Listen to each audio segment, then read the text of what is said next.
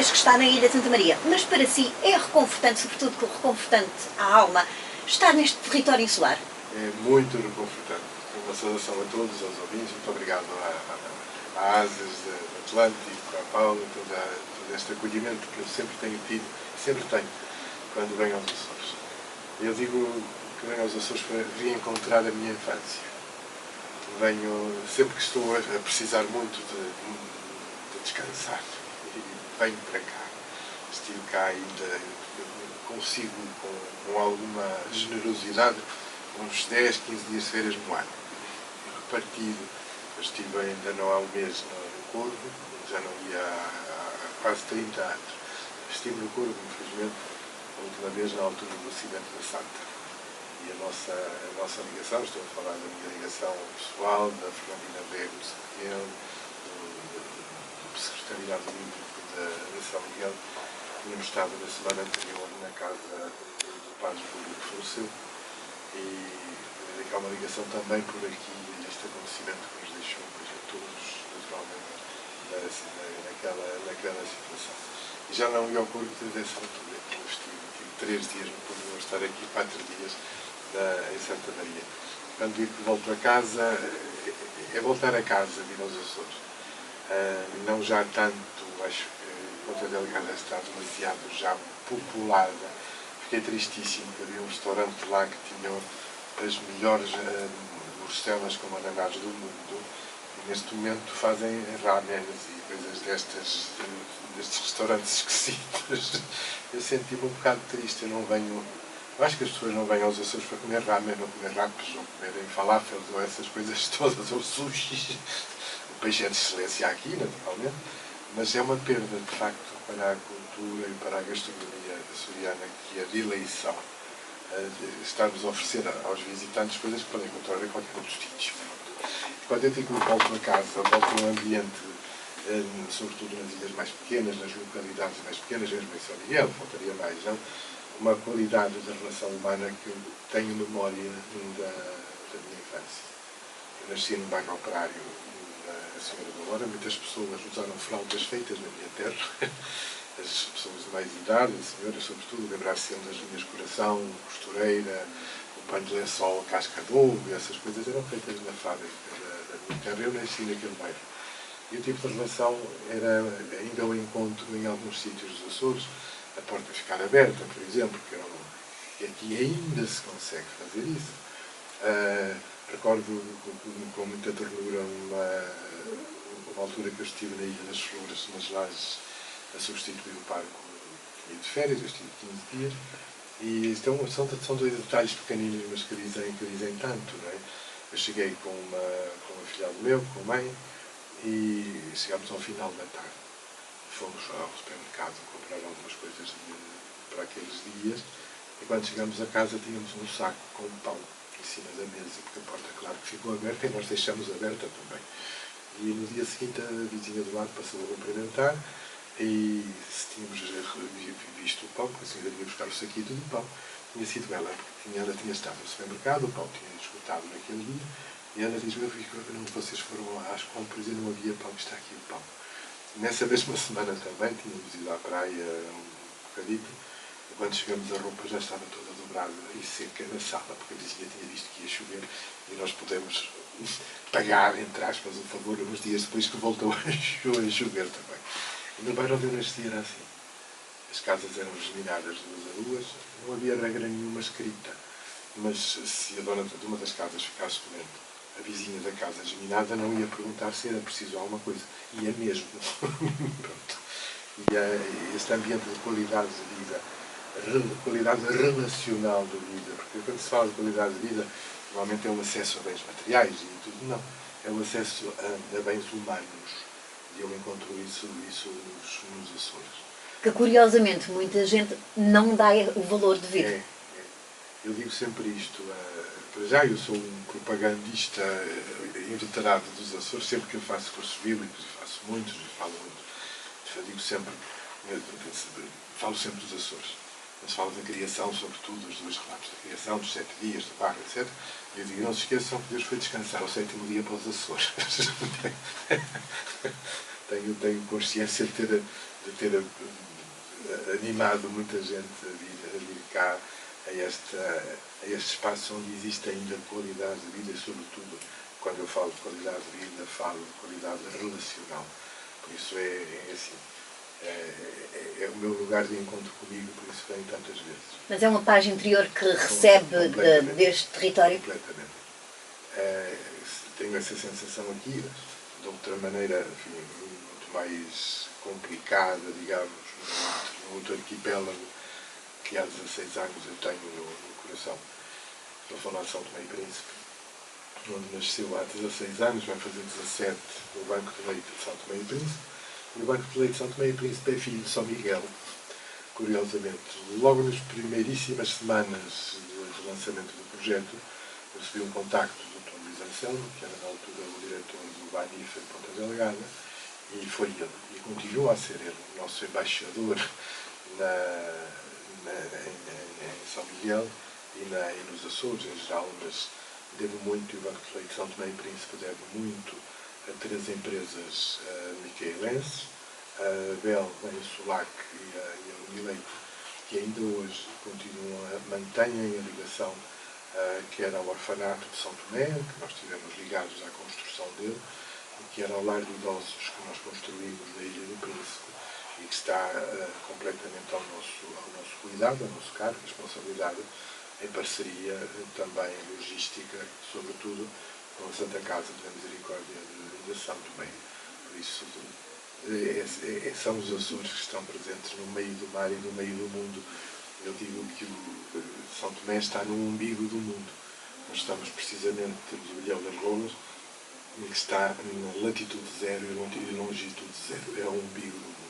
E os Açores estão ligeiramente a norte do umbigo do mundo, mas na centralidade desta resposta solidária que teve o seu empurrão forte a partir daqui, e foi a partir da iniciativa e das iniciativas destas 3 empresas leiteiras açorianas e da alma gigante do meu amigo Luís Anselmo, que tivemos e temos tido e vivemos há 16 anos milagres cotidianos. Por isso fica o meu grande agradecimento aos Açores. Eu tive a alegria de poder trazer aqui um pedacinho de agradecimento há uns 7 anos atrás, em que fizemos, penso eu, aquele que foi o espetáculo maior das noites de verão de São Miguel. Tivemos no Lago de São Francisco, onde não cabia um alfinete naquela noite. Eu estive ali uma semana antes para cá, RTP Açores, RDP Açores, o Açoriano Oriental, o Correio das Ilhas, a Rádio Atlântida, fizeram a RTP uma publicidade enorme. Os condutores de tuk-tuk de Ponta Delgada encarregaram-se de espalhar tudo o que era coisa, e nós trouxemos cá um espetáculo com o patrocínio da então organização da Liberty Seguros. Trouxemos cá um espetáculo na Máfia, que era um espetáculo com crianças. Trouxemos 80 crianças e fizemos um espetáculo no Largo de São Francisco, em jeito de agradecimento. Era para ter sido o Coliseu, mas o Coliseu tem a sua linha de lotação, que é grande, é excelente, é um espaço fantástico, está muito bem feito.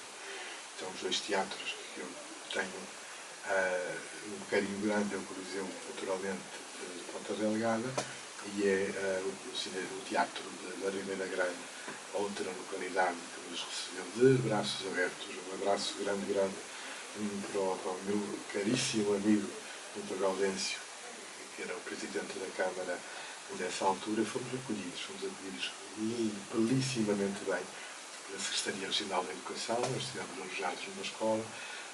Também, na altura, estou agora com uma branca de memória, o Sr. Presidente da Câmara como é que se chama a localidade onde... Oh meu Deus, agora tem outra branca, estou a ficar velho.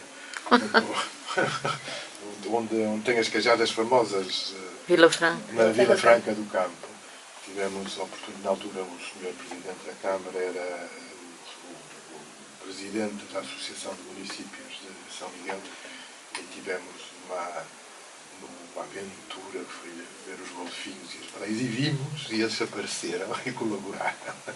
E foi uma memória que vamos daqui 80 crianças com uma memória inesquecível de uma semana absolutamente fora de série nos Açores. Por isso, muito obrigado aos Açores. Mas, Frei Fernando, é fácil fazer o bem. Às vezes o caminho que muitas pessoas escolhem é que é o errado. É. E é perdoável quando o resultado final é um resultado de bem. Às vezes as formas de lá chegar podem ser discutíveis.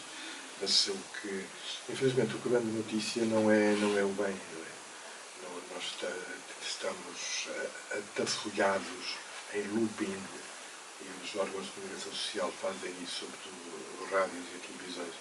O jornal sai, volta a sair no dia seguinte, ou na semana seguinte, como for. A informação martelante que nós temos, de um estilo de sanguinário, uma espécie de masoquismo, em que de quarto em quarto de hora ou de meia em meia hora estamos a ser bombardeados com a desgraça do dia, com o acidente do dia, com a carnificina do dia.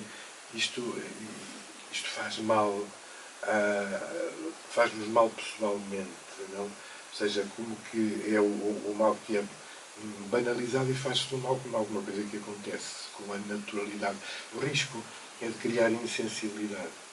É uma espécie de droga, ou seja, nas drogas em pequenas doses ou em doses medicamente provadas fazem bem à saúde.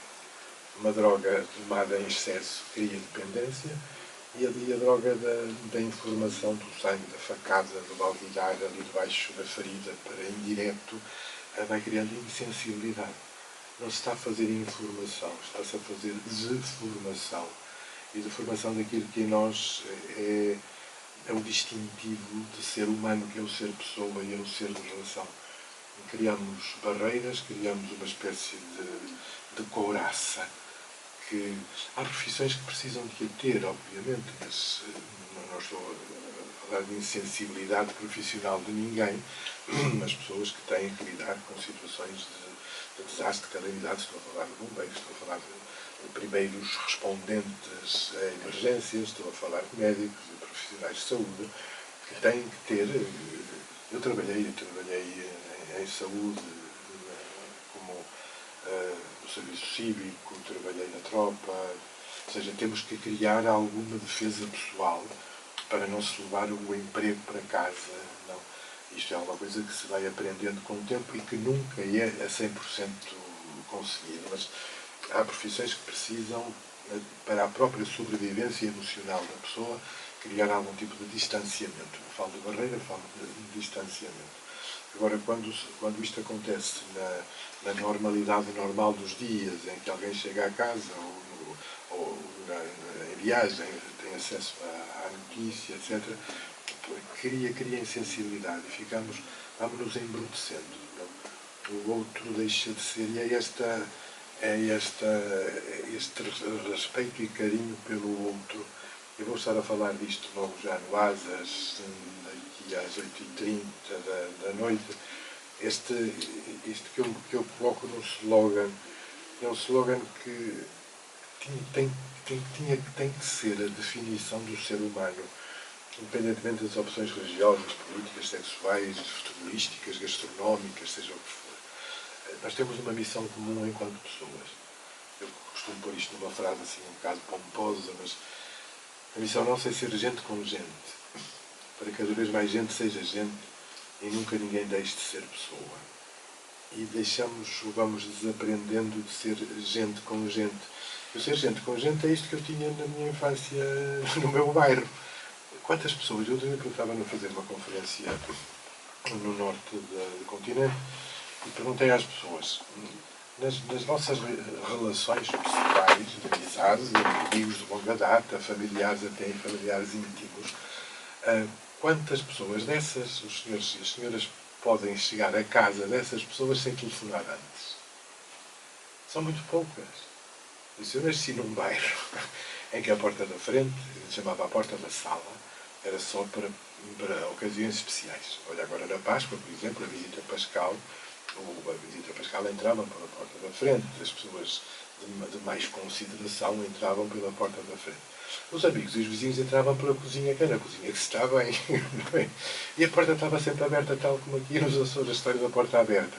Este cenário onde eu cresci. E se podia acontecer que a pessoa visitada estivesse a fazer uma atividade que não dava para parar, senão estragava-se o almoço. E tínhamos a frontalidade e o carinho para dizer: opá, agora não está mais, anda cá mais logo. Ou se calhar vou lá eu. Pronto. Agora não. Nós temos que telefonar antes, marcar dia e hora e a formalidade da relação. Ser gente com gente é isto. É aquilo que eu digo tantas vezes, que eu pensava, há bocado estávamos a falar disso em off, não é? Durante a pandemia, tudo aquilo que nós vivemos, fomos quase normais, curiosamente, quando uma não-vida, porque o vírus não tem vida, não é? Precisa da vida do hospedeiro. Quando uma não-vida atacou a vida, nós reaprendemos a viver durante algum tempo. Acabado o bicho que não é bicho, voltamos, se calhar, a dar 10 passos para trás a alguma coisa que nós já tínhamos conseguido. E agora tive uma branca e ia dizer uma coisa inteligente para variar e varreu-se. Mas estava no contexto do ser gente com gente, da horizontalidade do olhar. É uma frase do Papa Francisco. Isto agora vou pôr a minha vaidade toda de fora. Foi uma frase que nós tínhamos, quando digo nós, estou a falar do meu amigo, o jornalista Joaquim Franco, com quem temos 3 livros escritos. Do Eu Solitário ao Nós Solidário é um dos títulos que continua a ser uma tarefa, cada vez mais no hoje, passar da solidão à solidariedade, passar do eu ao nós, passar do eu sei, eu posso, eu mando, e eu, ao nós fazemos, ao nós construímos, ao nós somos nós. No outro livro que nós temos também, que é Somos Pobres, mas Somos Muitos. Isto é um título que eu aprendi em Moçambique, com a nossa gente. Digo nossa gente, são pessoas da Ordem Franciscana Secular. Eu cheguei a Moçambique uma das vezes que estive lá, que é uma das minhas pátrias de coração. E que tenho 3 pátrias. Tenho Portugal, naturalmente, como minha pátria de nascimento. Tenho Israel, como sou descendente de judeus. Para nós, Israel é sempre a nossa pátria. E tenho Moçambique, onde eu devia ter crescido, e não cresci. Quando eu tinha 2 anos, os meus pais iam emigrar para lá. Eu demorei 40 anos a chegar ao Chimoio, agora chama-se Chimoio, quem esteve em Moçambique, ou conhece a geografia, chamava-se Vila Peri, fica perto da fronteira com o Zimbábue, é perto, enfim, ali são distâncias imensas, 200 km é perto, pronto, não são 200 km, é ao fundo do corredor de Albeira. Eu demorei 40 anos a chegar lá.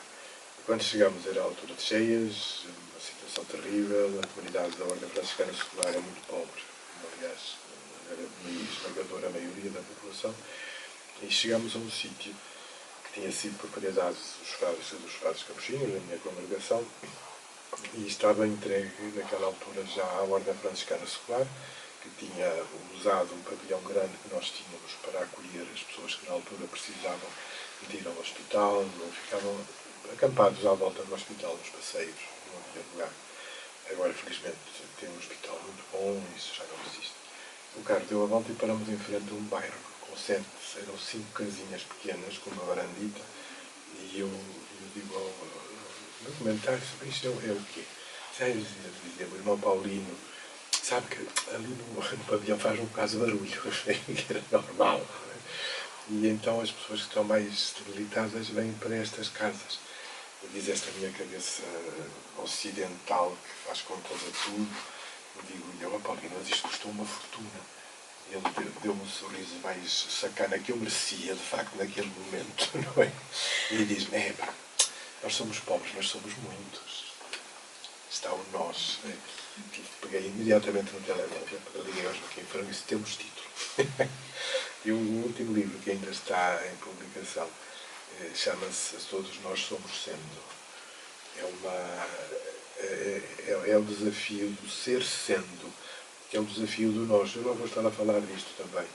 Quando é o próprio Deus que se revela como um nós diante de Moisés, é o próprio Deus que revela o seu nome O nome é Yeshereye, é um construto, são 3 palavras que falam de ser.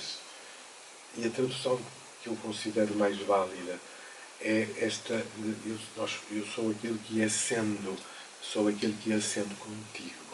Eu estava a falar do segundo livro que eu escrevi com o Joaquim, e falávamos lá do olhar, do rio e do caro olhar. O olhar para a horizontalidade das relações.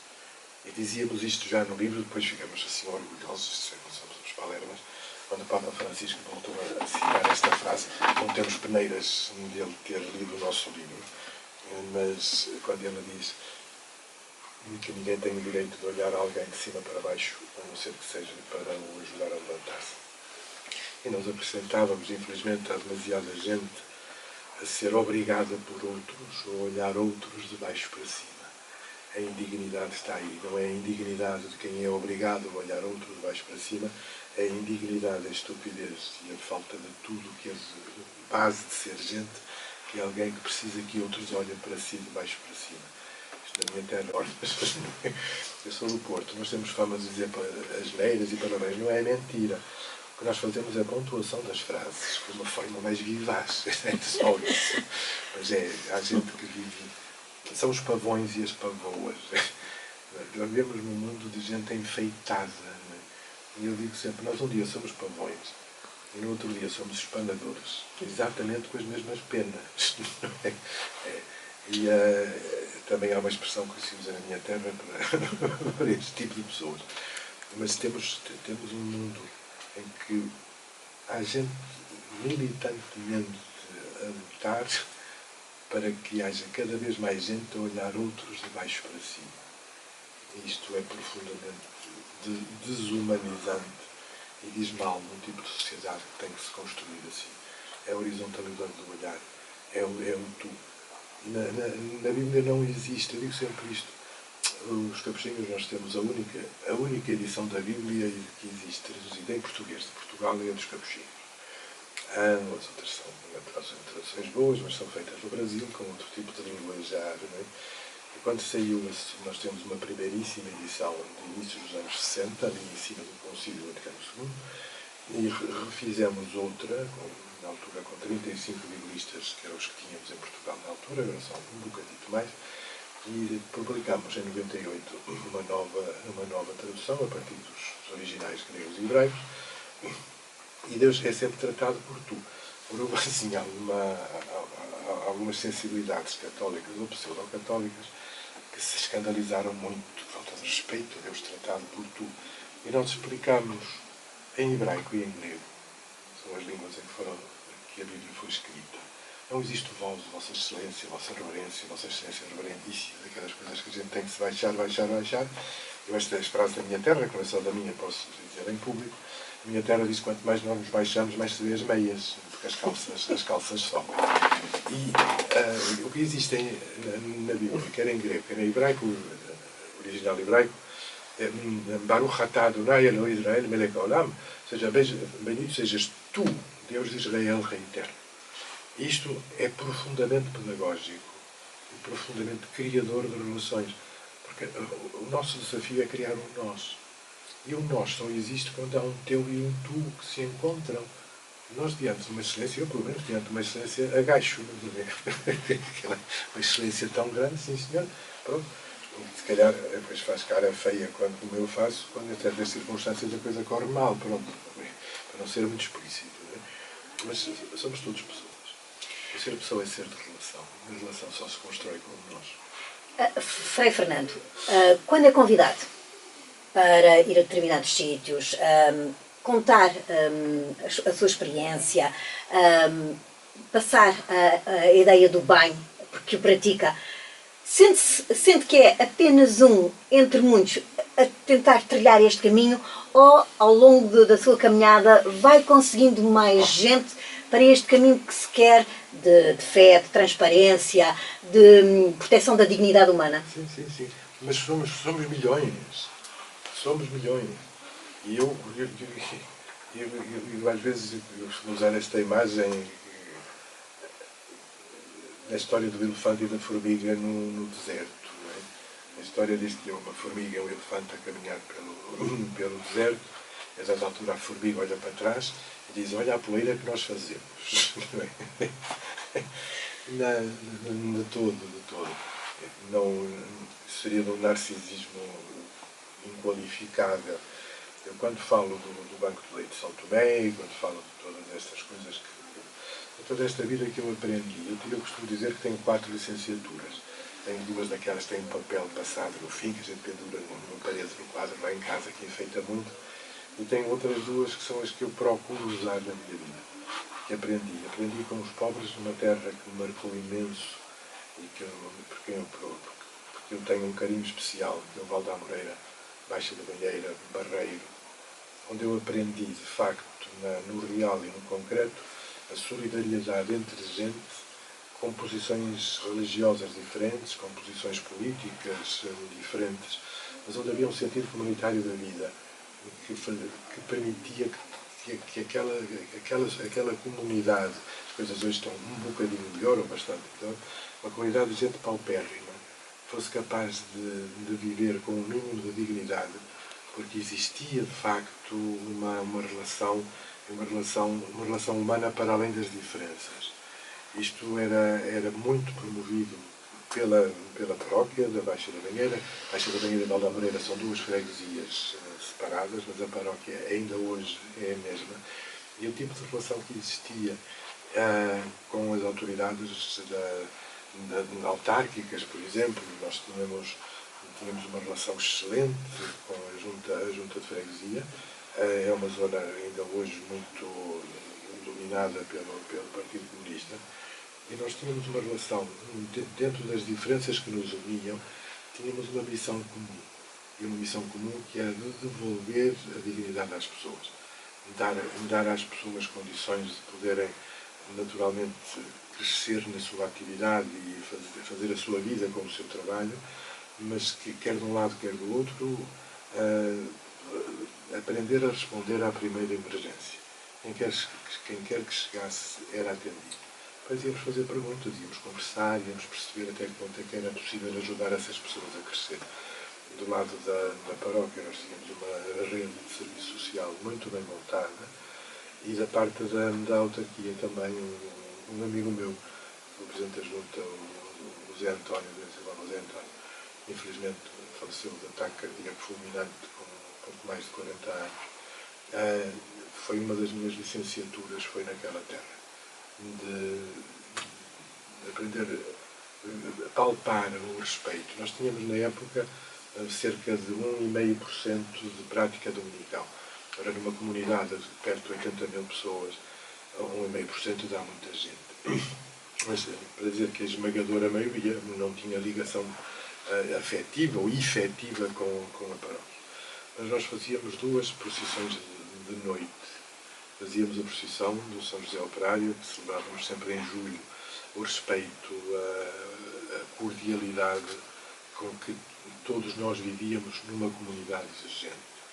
E a outra licenciatura que eu tenho, tirei-a durante 8 anos em Fátima, na comunidade Vida e Paz.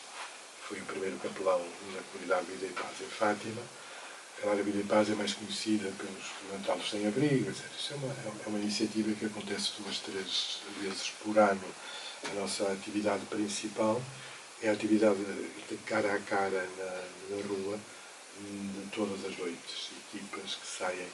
Nós não vamos só distribuir pão e leite quente, ou chocolate, ou café, vamos falar com pessoas. Que é o mais importante. Que é o mais importante. E falar a partir da sua experiência.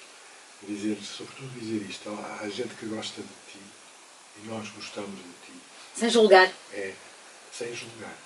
Não vimos de pé atrás, vamos falar com um drogado, vamos falar com um alcoólico, vamos falar com pessoas. A esmagadora maioria nem sequer são nem drogados nem alcoólicos, são pessoas que por momentos da vida, e nenhum de nós está livre. A nossa vida de um dia para o outro, de um momento para o outro, dá uma cambalhota, e quem tinha uma vida minimamente confortável, no dia seguinte está no meio da rua. Íamos encontrar pessoas e falar de esperança.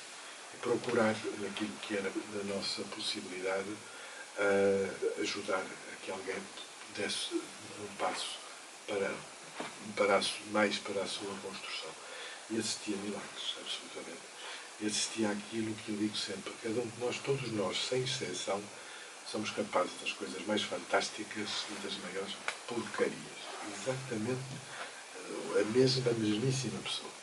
E eu vi milagres a acontecer na Vida e Paz e entre as outras instituições, como a minha experiência é esta, não? Gente que quando chegava ali tinha a consciência de ser a última piadeira antes do cemitério. E o primeiro acolhimento que toda a gente que ali chega ainda hoje recebe é um abraço.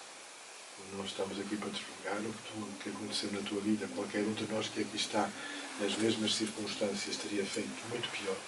Por isso, não estamos para te julgar, estamos para, contigo, fazer um caminho. E é isto que a normalidade de ser. Foram duas universidades que me marcaram e que eu tenho procurado levar nestes já mais de 30 anos, mais de 30, para ficar velho.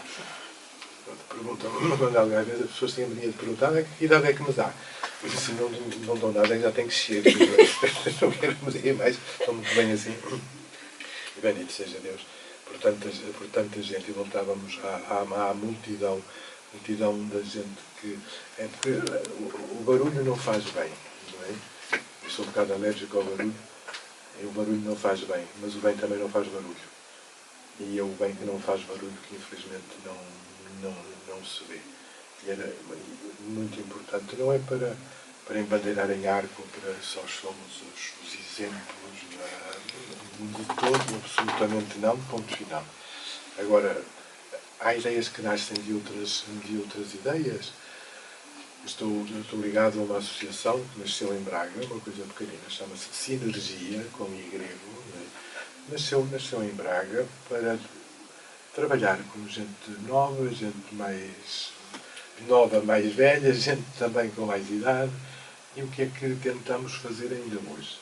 É integrar pessoas com deficiência física, pessoas com limitações, pessoas que são génios, muitos deles nas artes, na música, no desporto, nas artes do espetáculo, e crescemos. Estamos ligados ao voluntariado europeu, temos iniciativas, já temos grupos de trabalho em todas as capitais de distrito, aqui nos Açores também, na Madeira, em todo o continente, em Cabo Verde, na Ilha de Santo Antão. Eu sou um bocado pai desta iniciativa em Santo Antão, tenho um orgulhozinho, que funcionou e estão já a trabalhar. Aquilo que nós fazemos não é ir tomar conta de ninguém, é criar líderes locais que depois possam criar aquilo que nós vamos agora avançar em força para a Ilha do Príncipe, onde já estivemos. A pandemia interrompeu um trabalho que tinha 2 anos de vida, estava a começar, não? E aquilo que nós começamos por fazer em Santo Antão, na parte lunar da Ilha de Santo Antão. Santo Antão é uma ilha compridíssima, muito bonita, mas que tem uma parte que é a Lua e outra parte que é a África. A parte lunar é onde nós estamos, obviamente. Temos pedras e areia lindíssima, ali naquela zona, fica em frente à cidade do Mindelo. Então, ali, a realidade qual é? As pessoas que, em idade de trabalhar, muitas vêm trabalhar para o Mindelo e para a Ilha Maior, que está em frente, e quem fica lá são os idosos e as crianças, que estão indo à escola, os idosos que têm, enfim. Então, o que nós começamos por fazer foi dar a voz aos netos e netos aos avós. Pronto. Que é uma coisa que faz imensamente falta em todo o mundo e em África também. Nós na Ilha do Príncipe temos também esta realidade. É uma ilha que não chega a 8.000 habitantes, portanto já podem imaginar, e as pessoas que estão em idade de poder procurar uma vida melhor tentam emigrar para a Ilha Grande, que é São Tomé, ou para sair depois sobretudo para Portugal, para os Estados Unidos, para a Holanda, para outros países europeus. E sobram os idosos e as crianças. Não é por maldade dos pais, não tem nada a ver com isso. Tem a ver com pessoas que saem da sua terra à procura de melhores condições de vida e tantas vezes onde estão e onde chegam não têm nem sequer o mínimo para a sua própria subsistência. E a nossa atividade ali da sinergia com o Banco de Leite. O Banco de Leite é este grande chapéu que nasce para responder a uma emergência no orfanato e que depois tem alargado naturalmente a sua atividade. Dar a voz aos netos, dar netos aos avós, sobretudo fazer uma coisa que é fundamental na cultura mundial deste tempo, que é criar gerações com memória. E muito do que nós estamos, infelizmente, a viver conflitos brutais de guerra, de ódio espalhado, e todas elas, se formos ver lá para trás, nos inícios, têm sempre duas coisas. Tem sempre alguém que se sente senhor do mundo e que tem de controlar tudo, e estamos a falar da figura trágica que anda por aí todos os dias. Mas tem também a ver com a chegada ao poder de líderes sem memória. O livro do Êxodo começa com uma frase lapidar, que diz: subiu ao trono do Egito um faraó que não conhecera José. Quando chega ao poder um homem sem memória, chega ao poder um homem sem história, um homem ou uma mulher, uma pessoa sem memória, sem história, o que vai criar é desilusão, é guerra, é fome e é morte. Porque chega sem história e chega sem memória. Frei Fernando, muito obrigada pela entrevista. Obrigado, e até um dia destes. Fica prometido outras entrevistas. Muito obrigada. Muito obrigado, querida. Obrigada. Muito obrigado aos nossos ouvintes também.